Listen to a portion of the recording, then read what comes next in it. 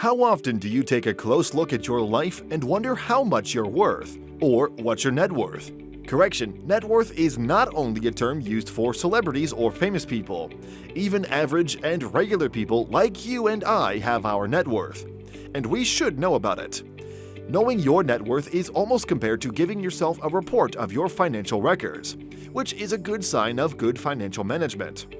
Knowing your net worth helps you understand your financial life better and shows you what works for you and what doesn't. But before we look at how to calculate your net worth, let's look at what net worth is.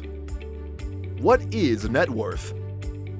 The simplest way to look at net worth is as a screenshot of all your finances and the difference in the value between what you own that brings you money and what you owe that takes money away from you. While the latter is known as liability, the former is known as assets. So your net worth is what you have left after selling off everything you own to pay for everything you owe. As simple as that.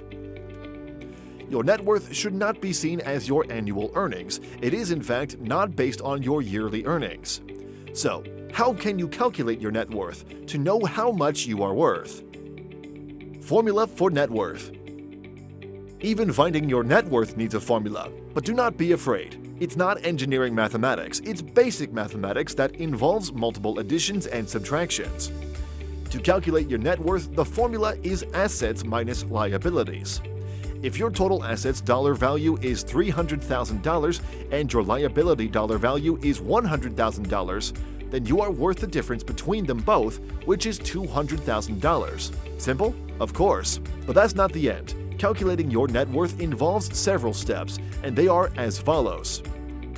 Step 1. Create a list of all your assets. The first and most important part of calculating your net worth is listing out all of your net worth. This may seem hard at first, but when you take a cursory look, you may be surprised. Some examples of your assets could be your personal home, your vehicles, jewelry, arts, furnishing, account balances, investments, cash value of insurance, and your business interests. They don't look like much, right? Well, anything you have in your possession that can be exchanged for money, including your bonds, stocks, and other investments, those are your assets. You need to also understand that some of these assets have a tendency of dropping in value, that are less liquid, which may affect your net worth. For instance, it can take some time to turn your stocks into money at the rate you got them for. This may require you to drop the value of the stock to be able to exchange them for cash, making stocks less liquid. In this case, cash is the most liquid asset. Also, all assets have annual growth rates, and you can choose to ignore this while calculating your net worth, but bear in mind that you'd have to recalculate after some time to get the actual value of your net worth. All assets do not have the same growth rate. While real estate might increase in value, your vehicles and stocks may depreciate. Remember that. Step 2. Attach cash value to all your assets. After listing out all your assets and considering their annual growth rate, it's time to move on to the next step. That is, giving a cash value to each of them. Remember, the cash value of an asset is usually not what it was worth at the time of purchase. It's the exact value of the asset at the time of calculating the assets. Or better still, the value you could sell the asset for at that point in time, or a price you'd expect someone to pay for it. Determining the cash value of your assets is tricky, except for bank accounts and investments, but luckily for you, there are sites that can help.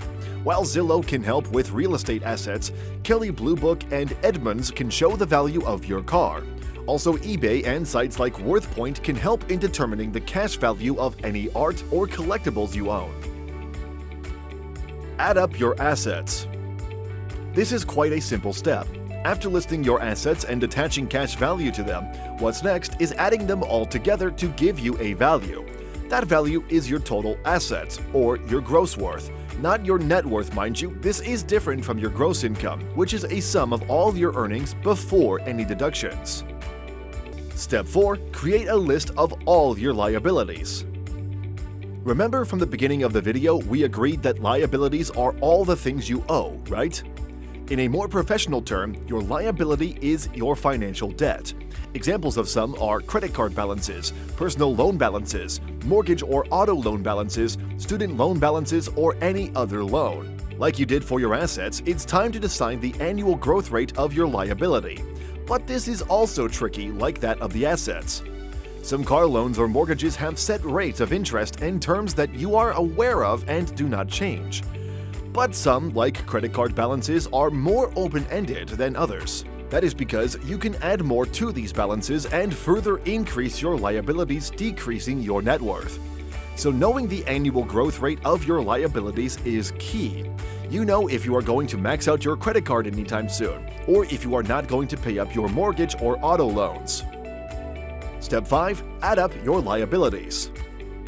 Like you also did for your assets, it is time to do the same for your liabilities. Sum them all up and put a value to it. Step 6. Do the subtraction. After getting the two values of your assets and liabilities, it is then to do the main calculation that gives you your actual net worth. Subtracting your liabilities from your assets leaves a residual value. That value is your net worth. Your net worth is just one of the metrics used to check your financial health. Understanding it can help you get some financial goals for yourself and also track your progress towards achieving them. Knowing how to calculate your net worth can give you insight into how good your financial management skills are.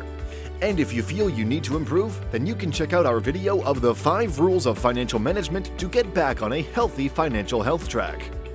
It is important to calculate your net worth twice or thrice a year. This helps to see where you need to step up.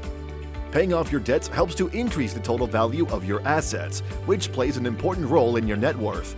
However, you still have to pay bills to keep you going, hence the importance of financial management. Remember that video I mentioned earlier? It's time to check it out. Till we see next time, goodbye.